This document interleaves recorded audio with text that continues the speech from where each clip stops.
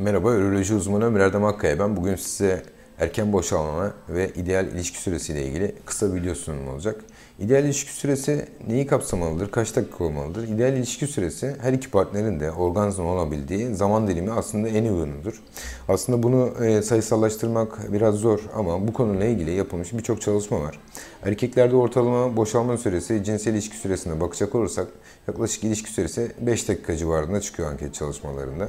Peki kadınlarda ortalama vajinal orgazm süresi kaç dakikadır? Bununla ilgili yapılmış çalışmalar var. Bunlara bakacak olursak burada yapılan çalışmaları görmekteyiz. En son çalışmalardan başlayacak olursak 645 kadının yapılan anket çalışmasında ortalama vajinal orgazm süresi 13.41 dakika. Artı eksi 7 dakikası var. 2300 kişinin katıldığı başka bir çalışmada ortalama 14 dakika. 2360 kişinin katıldığı çalışmada gene 16 dakika. 12.000 kadının katıldığı çalışmada 15 dakika çıkmış. Sadece bir çalışma var. 1953 yılında 5000 kadın hasta üzerine yapılmış. 4 dakika olarak çıkmış ama bunların ortalama süresine baktığımız zaman yaklaşık olarak 15 dakika civarında bir süre çıkıyor vajinal orgazm süresi için.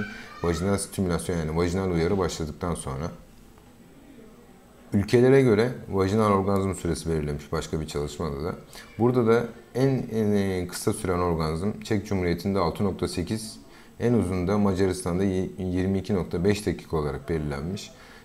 Ortalama burada da 12.5 dakika civarında Almanya olarak çıkmış baktığımız zaman. Buradaki çalışmalara baktığımız zaman ortalama ilişki süresi vajinal orgazmla eğer uygunlu olması gerekirse en ideali 15 dakika olarak çıkıyor ama bu hiçbir zaman ideal ilişki süresi 15 dakikadır demek doğru değil. İdeal, çünkü her iki tarafın orgazm olabildiği süre daha da kısa olabilir. Bunu etkileyen birçok faktör var. Çift ilişkisinin durumu, cinsel ilişkinin ön sevişmeyle başlaması, cinsel pozisyon, cinsellik esnasında yapılan uygulamalar. Bunlar o vajinal orgazm süresini kısaltabiliyor. Çalışmalarda ayrıca şu da değerlendirilmiş. Hiç hayatı boyunca orgazm olamayan kadınlar da var. Kadınların %15 ile %30'u hayatı boyunca hiç boşalma ya da orgazm yaşayamamış. Burada aslında hani 5 dakika için soru işaretleri çıkıyor ortaya. 5 dakikanın kısa olabileceği ile ilgili soru işaretleri çıkıyor ortaya.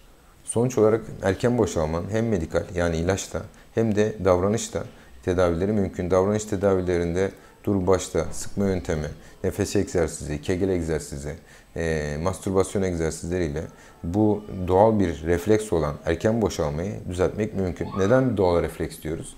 Çünkü doğaya baktığımız zaman şempanzelerde bile boşalma süresi 9 saniye ya da diğer hayvanlarda 30 saniyenin altında aslında.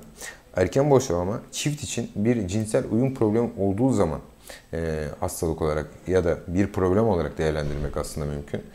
Onun dışında aslında herhangi bir tedaviye ihtiyacı yok. Dinlediğiniz için teşekkürler, saygılarımla.